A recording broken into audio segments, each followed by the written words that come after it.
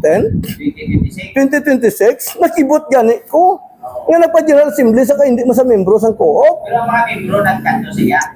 Nagapang-hire sa mga membro nga iban. Sa sari nga mga membro, sir, damo-damo pinang-hire nga mga membro. Nga nakibot gani ko, sir, nga kadamo sa mga membro nga pinang-hire nga hindi mo sa chairman. Kag ako mismo sa kalawig-lawig na ko nga nagapong ko, wala ko pang-hire sa mga membro. Ako this time lang ko Japon. So, amo yan ang ka-General Assembly naman mo? Nag-General Assembly ko sa Purang 13. Amo na gani sa likod ko na o. Ano ang bulan? Siyang March 13, nag-General Assembly ko. Oo. Kaya para nga, Kung ipili nila.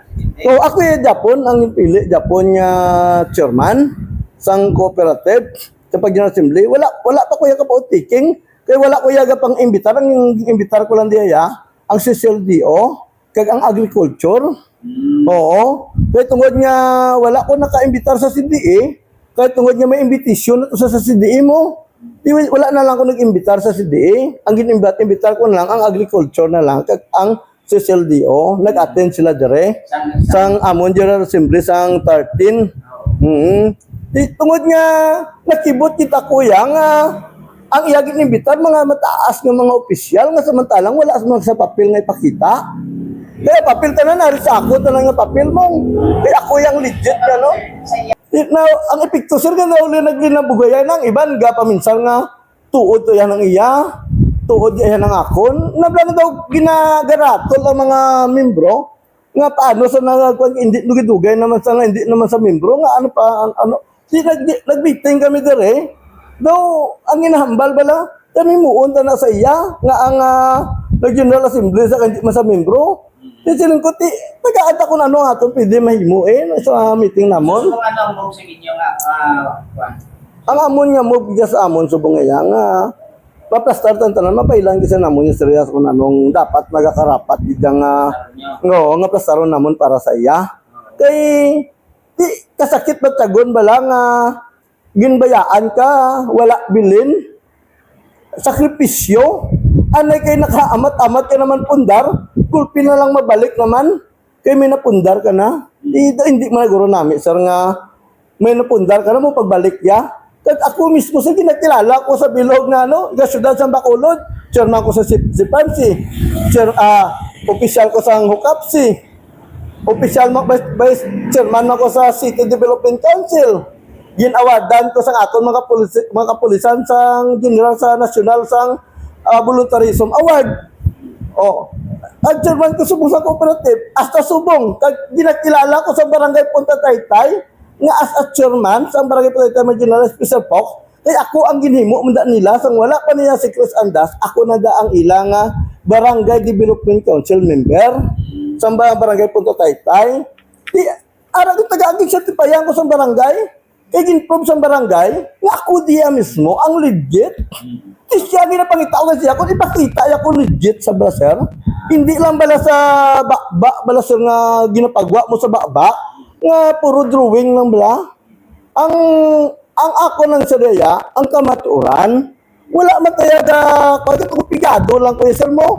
Hindi man ko basta-basta makapile sa kung anong nga ginapang-file sa akin na kaso, hindi ko na makabuhat, sige ito pigado ko. Kasi sakripisyo ko yan mo. So, may ara na doon sa iba ng may panawagan ka kay Chris Andas kag sa imong mga membro. So, may mga panawagan ako kay Chris Andas. Nga, Mr. D. si Chris Andas, paminsaron mo nga 13 anyos ka na nga nadula sa kooperatiba. Kag wala ka man, may napakita nga dokumento nga sa kooperatiba nga ang mga tanan nga nakuha nimo nga man nabalik mo sa kooperatiba. Kag sa pagpahalin si mo sa board resolution nga ginpahalin ka, dapat paminsaron mo na ginpahalin ka tungod sang imo nga ginbuhat sa 2013. Di karon sa kalawigon bala sa Mr. Chris Andas nga nagbalik ka, do pariyo mo lang kami na naepektuhan ang tanan niya no kay gapang-hire kay sa membro na hindi man membro sa kooperatiba. Di ko na ko si imo, magpaymunong ka na lang bi kay tungod obra ka na lang sa imo kooperatiba. Nga bag-o naman niya co-op para sa imo naman na iya. Ang sa ako niya ginpundar, ganyan sikripisyo ko sa kalawig-lawig nga panahon, ako naman Kaya ako man dapong ginbuto sa mga tao. Kag wala man kundi sang illegal nga ginbuhat, yang dokumento kuya, nagapamatuod, nga ari tanan, updated report sa 2023, 24. Ang imo ginambal nga show cause order, wala na kamatuoran. Kaya ang 23, 24, 25 ko subong, updated report sa BIR. Kaya ang imo nga ginhambal sa 2018, nga ginhambal man nimo, nga may show cause order sa, sa CDA, may ari ko diya 2019, 2020, 21, 22. May ari ko diya nga naging award sa akon sa CDA. May mga pamatuod ko diya ya. Naari nga tapil. Sa imo mga membro yan. Kaya sa akon mga membro, piskan magkano, hindi ka mo magpati. Sang ila mga istorya. Kaya ang ila istorya, wala na ya ginabasihan. Ang ginabasihan tayo ang papel, ang kamatuoran.